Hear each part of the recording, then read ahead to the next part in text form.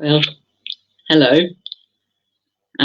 Very good morning to you if you're watching in the morning when it was first scheduled. I decided to read some pages from my sports book, although it's old, a bit like me really, published in 1988. I thought that looking through it the other day that it could do with some updating perhaps, and with relevance to the content of it, and that perhaps you'd like to hear some of it. So I thought I would do that. It's called Women in Sport. Judy Simpson on the front, of course. I'll spare you the publisher's blurb on the back, which of course praises it no end.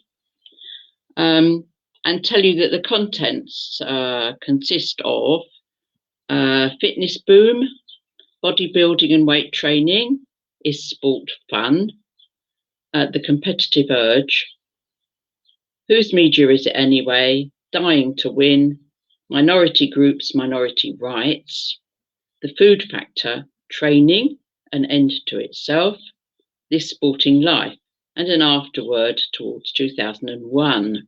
With some useful addresses, which probably aren't useful at all anymore. I'll have a look at page 122 and see what I've said. The WSF, the Women's Sports Foundation, various other Netball Association, England Women's Hockey, All England Women's Lacrosse, British Horse Society, British Football, BSAD, Campaign for Breast and Broadcasting Freedom Women's Group, English Olympic Wrestling Association, Equal Opportunities Commission, Ladies Amateur Fencing Union, and so it goes on. There's also an index with loads of stuff in that. And I see that I've got places around the world, as we do. I also see that there's LIS listed, which is Lesbians in Sport, and that was something that Kathy and I started. We had a newsletter for that, and it was based at the London Lesbian and Gay Centre in Cowcross Street, London, which is now no more, of course. And that's just before the National Skating Association of Great Britain and the Sports Council and the Women's Cricket Association, Women's Football Association, now no more. More of that a bit earlier. And now this book was written at a time when women's sport was beginning to emerge, if you like, from the shadows. And at the time, I was editing an all sports magazine called Sports World International. Before that, I'd edited and published Sportswoman, which is an all sports magazine specifically geared towards women and women's sports. Sports World, of course, I was instructed by the publishers of Sports World as the first ever woman editor, by the way, to be appointed to a sports magazine of that ilk, that I could only devote one item per issue to women's sports. Well, I was only going to be irked by that for a year or so because they accepted my resignation that I'd never given. So that was that after about a year. And I have dedicated it, of course, to Kathy. And I said, without whose selfless support, this book would never have been written. But the fact is that she had to do it to my dictation. And very often I used to have to wake her up because she'd fallen asleep. And Judy Simpson wrote the foreword. And you'll notice that I'm doing this on the StreamYard. I had set up my phone to do it, but then I panicked and thought, no, my phone may not hold up. That's if you do. So I've made a little note of what I ought to read. I'd already done one such short chat about this Women in Sport book, and that was just under a quarter of an hour's worth, where I talked about the introduction. I read the introduction and the bit about the tomboy image, and a couple of other bits, but I thought it was probably worth reading a bit more. So I've made notes about what we might talk about, read today, and I've noted that page 32, the chance to compete. I thought you might find that interesting. These are more of my own experiences that I've put in by way of illustration. So I'll just now I shall read on. Hope you're sitting comfortably. The chance to compete. When I began my involvement with ice speed skating, there were 14 ice rinks in the UK that afforded speed skating facilities on a club basis.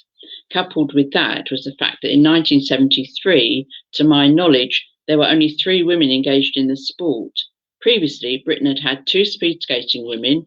One was Pat Tipper, who set the British outdoor 1 mile record for women in the 1968 Olympics and retired after marriage. And the other was Vicky Friend, who set the British indoor quarter mile record at 49.4 seconds on the old 125 metre track at Streatham Ice Rink on the 8th of November 1968.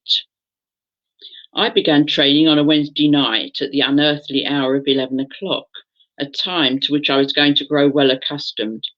6 weeks later, I was asked if I'd like to go and race abroad with the club.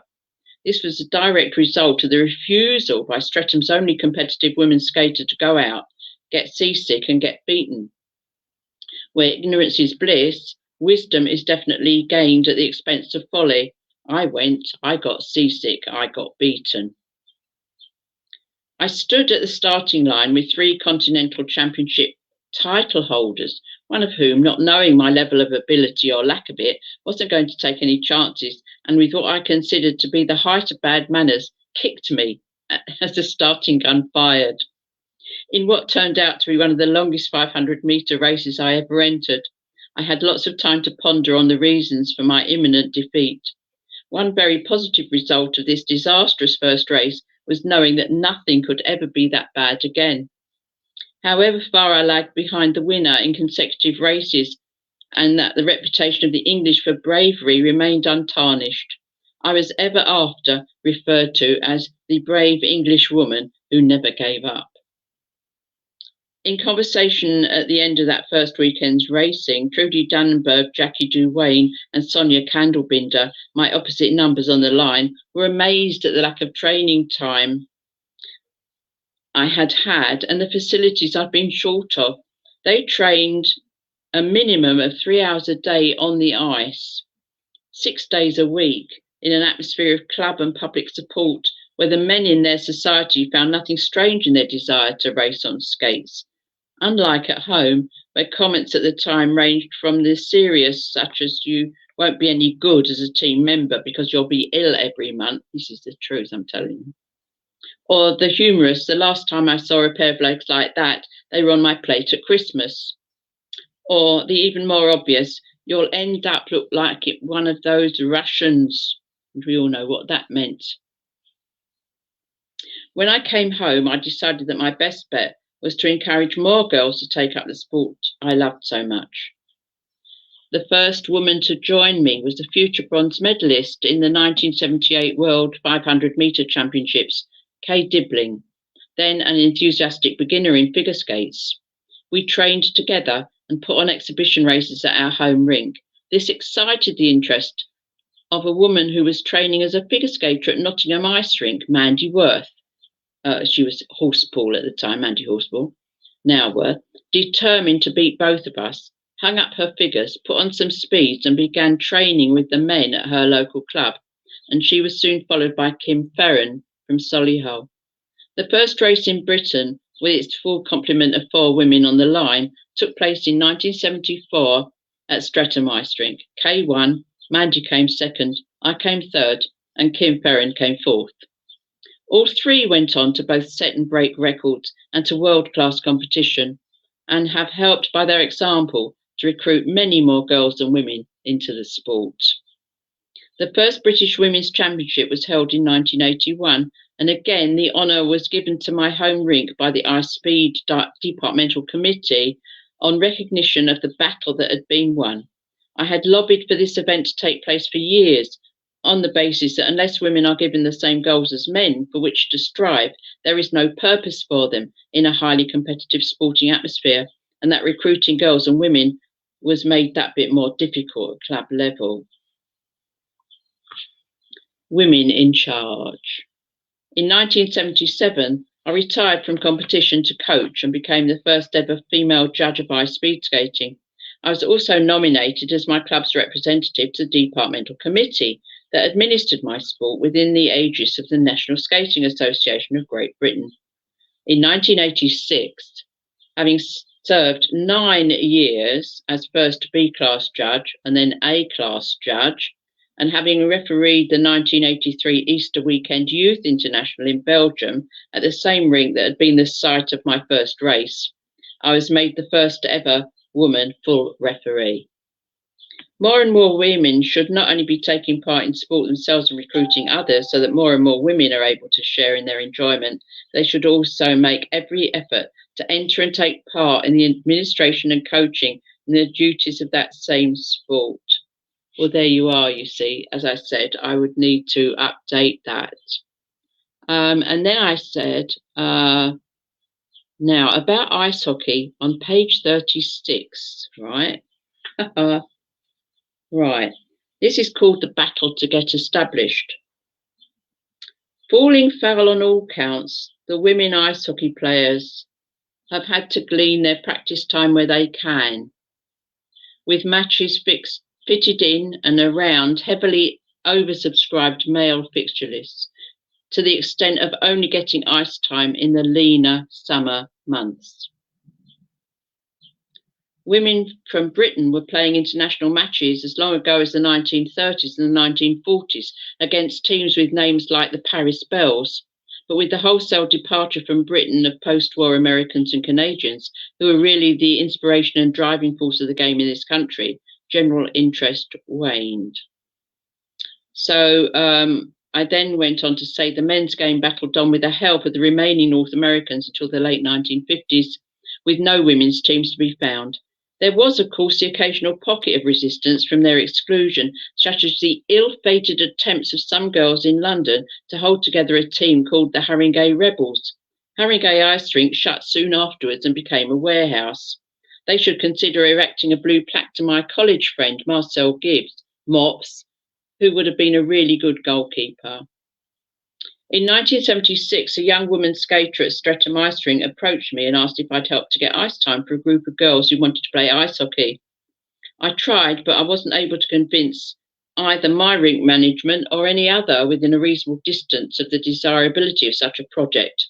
Still, my own sport gained several recruits, and in 1978, Sue Parsons, Lynn Fowler, Lisa Jones, Bernie and Tricia Lacey and Anne Mear joined the Streatham Ice Racing Club and trained alongside Kay Dibbling. In 1980, Sue spoke to me again about possibilities of establishing an ice hockey team. We sent out letters to other ice rinks inviting replies from women who would like to play ice hockey, and we hit pay dirt. We were overwhelmed with the response. We once again approached the Streatham management, and this time we got lucky. Yes, we could play an exhibition match, and yes, we could have a little bit of ice time to practice. We begged, borrowed, and some bought equipment. One of the worst aspects of borrowing men's gear was lacing up shoulder pads and chest protectors, the bottom part of which only reaches halfway down over one's bosom, and then finding, as I did, that the end of a hockey stick can get jammed up inside the front of it. I played the rest of one game hoping that I was not permanently deformed. It wasn't until recently that breastplates became de rigueur. That first game convinced our detractors that ice hockey was a women's game too. As a result of their speed skating training, the Streatham team forwards were so far down the ice that goals were scored virtually before the other teams had moved after the face-off whistle. What was lacking in stick skills and manoeuvrability was soon made up for by lots of very late night practice, although for the many emergent club teams, such as the Brighton Amazons, it meant training in a local hall, no ice time. And here I just mention what I called the 12th man syndrome. In spite of these drawbacks, we established a Women's Ice Hockey Association. And while it was accepted that only women would play in the teams, it was harder to hold on to the reins of woman power in management structure. But men should not have control, however benignly administered, of specifically women's sports organisations. And the only way in which control remains with women themselves is by constitutionally allowing men to be either associate members without a vote or co-opted committee members without a vote. This means this measure relegates male expertise to the advisory sidelines. There.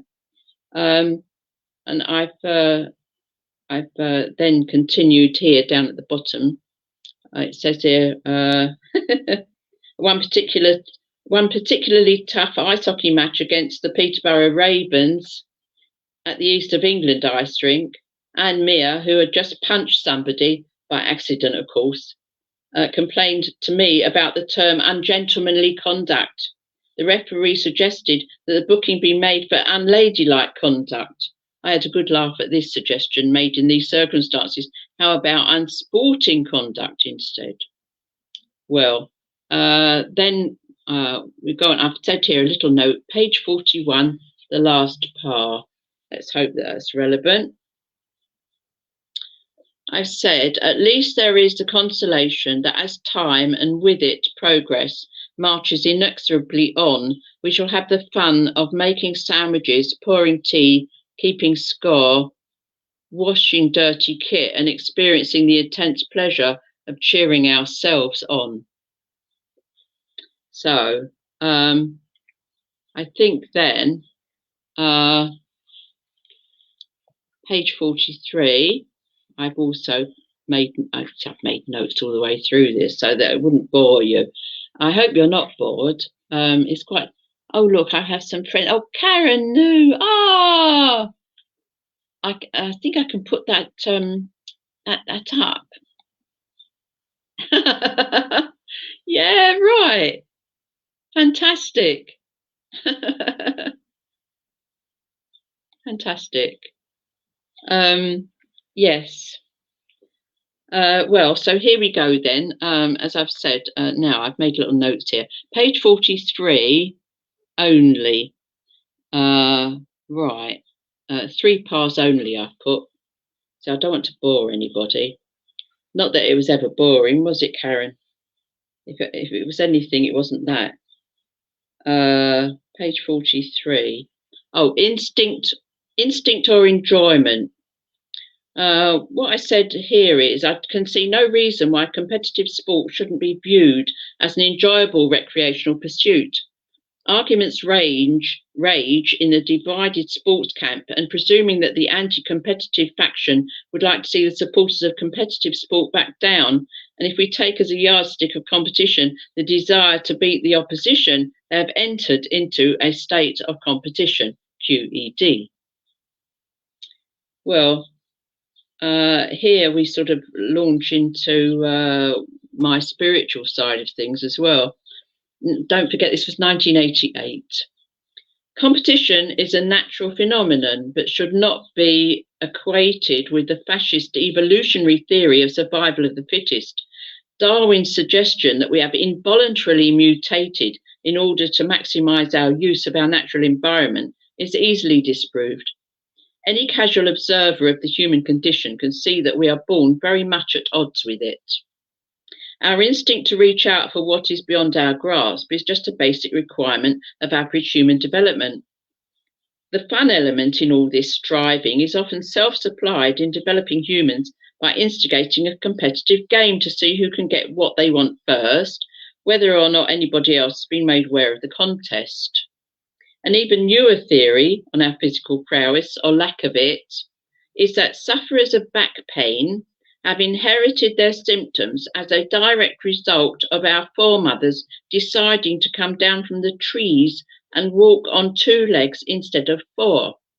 This theory takes no account of bad posture, beds that are too soft, many hours sitting hunched over work, having to pick up sundry small children 20 times a day, or, given that there is no medical disorder, sheer lack of body tone. So they're my thoughts on that. Now here we go. We've got page 44, winning at all costs. However high the level of competition, most women would agree that the concept of winning at all costs is the worst precept in the world. Success is a far more subtle expression and contains a finer definition of the quality of effort involved. In the 1980 Winter Olympics, during the ice speed skating heats, one of our women, Kim Ferrin, was racing neck and neck when the other woman fell. Kim stopped to help her and lost that chance of winning, and with it a medal. There should be other medals struck for those more abstract triumphs. The greatest satisfaction of all is for an individual to know that without a doubt she's done her best. One of the nicest things about my own sport is that the effort made from the fastest to the slowest, the oldest to the youngest, is always noted. In ice speed skating, at least, we don't suffer from that awful syndrome those nameless also-rans, or rather also-skateds. Taking part in a competition with the sole object of winning leaves no room for qualification in human terms. Taken to its extreme, it can actually make a mockery of itself without any prompting. Even at as high a level as the Olympic boxing tournament, a boxer can win by a walkover if the other combatant fails to appear. And sport is riddled with arguments about competition and its consequences by those who disregard all the other manifestations of competition in other areas of human endeavour. If those who so frequently vocalise their desire to abolish competition, or any striving in a competitive manner generally, succeeded, what an outcry there would be from promoters of excellence in the arts. One of the oldest musical competitions in the British Isles is the Eisteddfod in Wales. Singing is not a spectator sport in Wales, where the majority are participators. The culmination of the annual Welsh singing competition is when the audience rises to its feet and sings its response to the winner. Consider how fraught the perilous journey was in the light of all that audience expertise.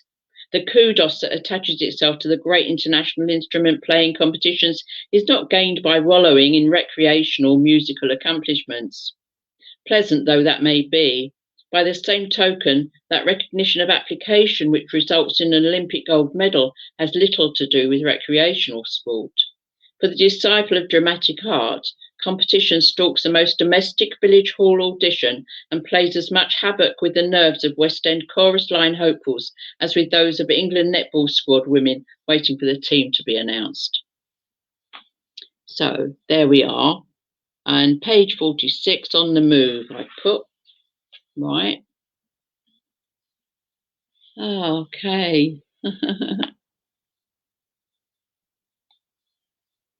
There we are. Now that is the K-dibbling that I spoke about.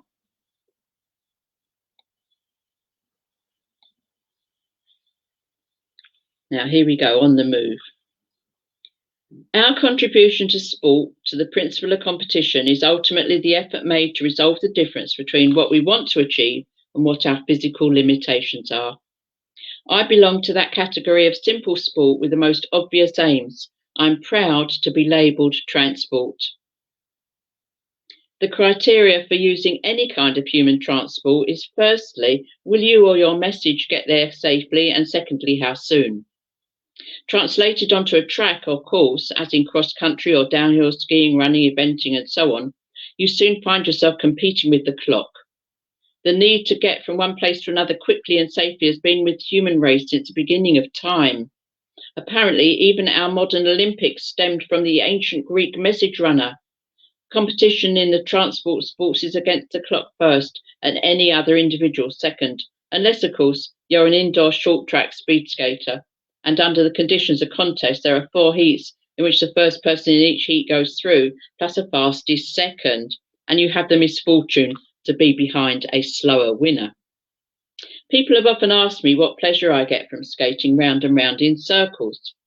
Well, skating in a straight line has a lot of physical pleasure attached to it. It's the nearest thing to flying that I can imagine. But skating in circles has a spiritual connotation and a continuum, from the whirling dervishes in the east our own witches in the West, moving round in a circle in anti-clockwise direction is the key to the universe and the meaning of life. Modern civilization has carved up time into the manageable proportions of a mathematical formula, but it still refuses to work in a straight line. One of the most addictive properties of track racing is that the devotee is able to alter her perception and that of the onlooker of the passage of life-time. In this way, human beings can at least temporarily gain an ascendancy over their fate. A race must start at a time of 0 and from then on until it ends. That time is taken out of its ordinary context and becomes more akin to suspended animation. All forms of organised sport have pre-designated time formats.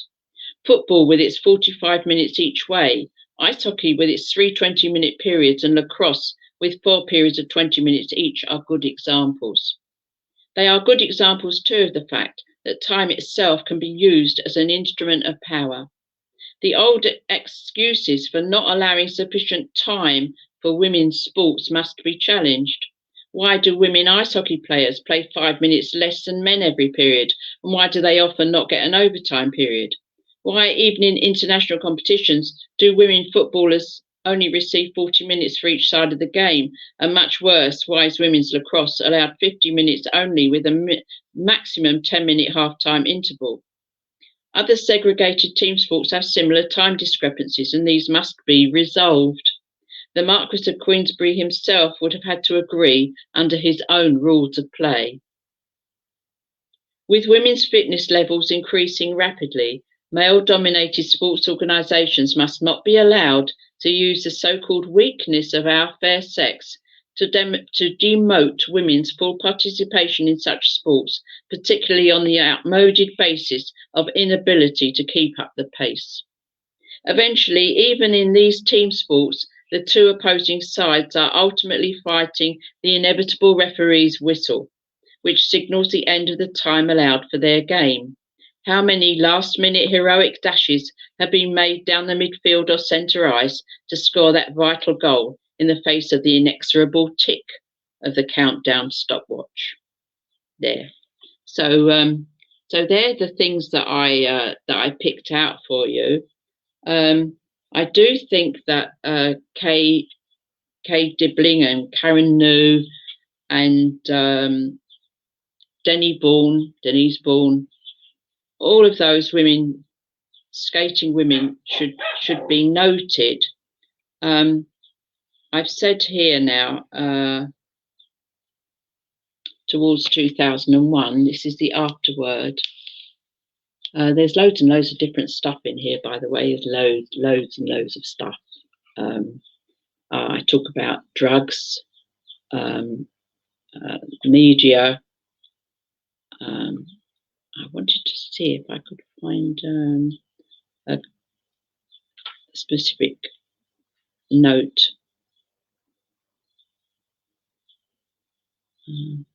I did read to you Women in Charge, didn't I? One of those odd moments. Yeah.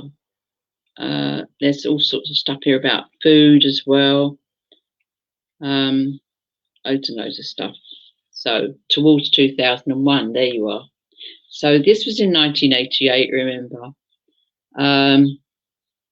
When the boxer Barry McGuigan complained publicly about his opponent's comments, "He keeps saying I'm a woman and I don't like it," he typified the attitude of many an unthinking male. I know a few women who, were it not for their female qualities and devotion to non-violence, would have laid him out. There are many sportsmen whose fear of being beaten by a woman borders on the paranoid. With the gap in performance narrowing gradually at top level, but more quickly at recreational and club participatory level, sportsmen are going to have to live with the looming equality of sportswomen. At the same time, women should abjure attempts to compare them with men, whether this be done in a favourable manner or insultingly. That women have a different bodily structure and biological purpose to that of the male is self-evident. That this precludes women from taking part in and enjoying sports and physical recreation is a nonsense. Women have physical abilities far superior to those of men. After all, without us, men would not be born. Scientists, in recognition of that very real weak link in the male power structure, are attempting to redress the balance by engineering the growth of embryos to term in women for the present time without a womb. This gives a whole new meaning to biological warfare. We live in a society that condones manly attributes in men, as self-confident competitiveness with desire for self-fulfillment, and condemns these same attributes in women, especially in sport, which is still viewed as a male preserve. One of the most prevalent underlying reasons for the reluctance to support the image of strong women is that at the present time, strong women are often those whose lives do not revolve around the needs and dictates of men, lesbians. However, the women's liberation movement has its fair share of heterosexual women, and this will grow as the equality of women increases. Homosexuality in itself does not necessarily politicize its bearer. There are probably more lesbian women in the armed forces and in other uniformed services than there are sitting outside or sympathizing with the protesters at Greenham Common Air Base. Sport is of a similar pattern. That there are many lesbians in sport is a fact. That some are top-flight competitors is true, and that some just like an occasional game of badminton is also true. That lesbian women are a threat to heterosexual women is untrue. Heterosexism is as rampant in sport as the sexism for which we suffer. It is all the more painful when it makes its presence felt in an all-women environment where we should all feel safe and secure. The woman who will watch two men wrestling together or otherwise knocking each other about with impunity are the same women who complained to a female sports centre supervisor that two women were cuddling and kissing each other in the showers, and what was the supervisor going to do about it? This little anecdote was told by the supervisor at a meeting of a new women's organisation called Lesbians in Sport. See page 123. That actually fizzled out, of course, because Kathy and I took a whole load of newsletters, this LIS newsletter that we printed out, to an India v England cricket match down in Surrey. And we tried to give them out, and the women were, no. So we left them in a pile discreetly on a table near the entrance. And at the end of the day, they'd all gone. Well. Now, that's not in the book. Women's sport and recreational activities bring together all women in a common enjoyment, in much the same ways as the ancient craft guilds brought a pooling of skills and social and business contact to men in the Middle Ages. The Women's Sports Foundation, that's still going, will provide this contact for all women, but it will also behave as a more highly evolved union. At least the powers that be cannot transport us or hang us for insurrection. Neither can they apply the lockout, as our union was formed because of an already operating lockout. I remember having to wait outside my club's changing room door, that's Stretton My Speed Club, while the committee used the room to discuss the pros and cons of my application to join. After what seemed like an eternity, I was ushered in and told that one of the major concerns was that if I was made a full member, I would become eligible for the committee. The air of the committee was often decidedly blue and therefore unsuitable for a lady. Wondering what polite defence I could make, I asked if that meant that none of us were allowed to swear on the ice anymore. And they allowed me to join, but only as a junior, under 16, with no voting rights on the committee. I was 29 years of age. Some years later, I invoked the new Sex Equality Bill, earned the right to pay full subs, and those early fears were realised when I was elected to serve on the committee.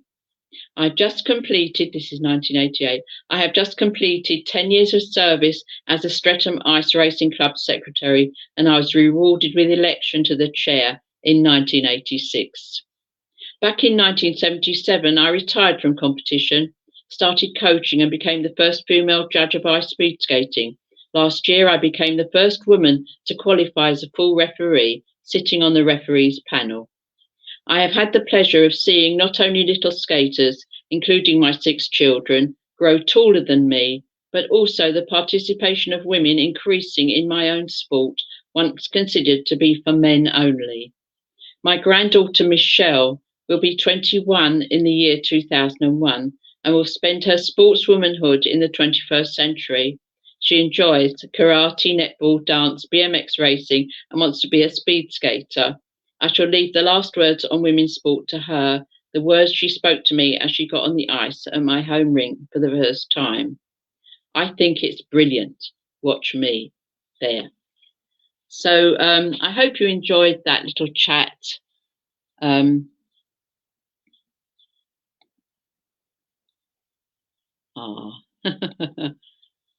Karen. Yes, I hope you enjoyed our little reading. And the fact is that things have changed very much for women in sport generally and in ice sport as well. But I'm actually still trying to get things done.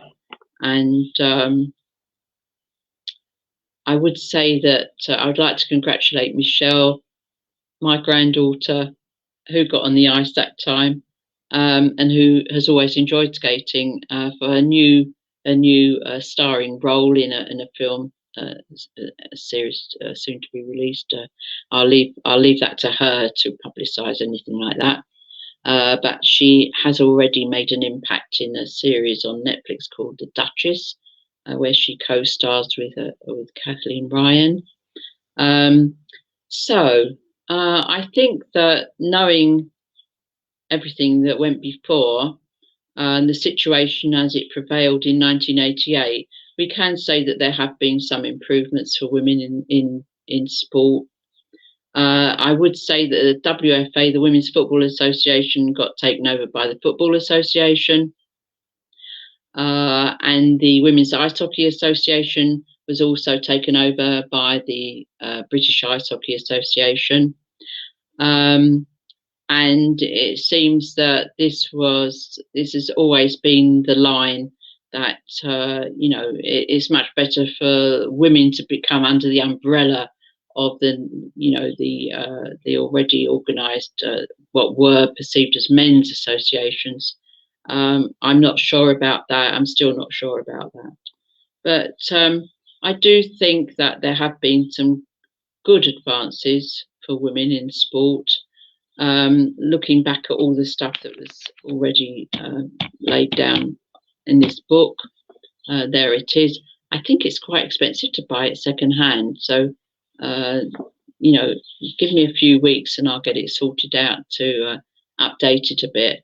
I think what we could do is sort of, lay it down as it is and then add into that the progress that has been made, where progress has been made, and so on, to make it more interesting. So I hope that you've enjoyed this little chat, and I will put it on YouTube, of course, and I know that more people get a chance to look at it there. And what I'm trying to do, as most people know at the moment, is get bandy relaunched in this country, which is a wonderful ice sport. It started off in East Anglia, and I want to bring it home to East Anglia. I want to bring it home to the fence, and I want to see a stadium built here so that bandy can be played again in any time people want to play it. Just like the artificial ice rinks, this would be artificially frozen ice. It could be outdoor, just like the outdoor 400-meter speed skating tracks, which I would see emplaced on the perimeter of that bandy pitch, which is the same dimensions as a field or a hockey pitch or a football pitch. And I hope that I'm able to accomplish that before I'm called away somewhere else to, as Kay always says, you know, the great ice rink in the sky where all our friends are at the minute. So I'll say cheerio to you, and I hope that you've enjoyed that little look into my old book, and I'll be updating it when I can. Thank you.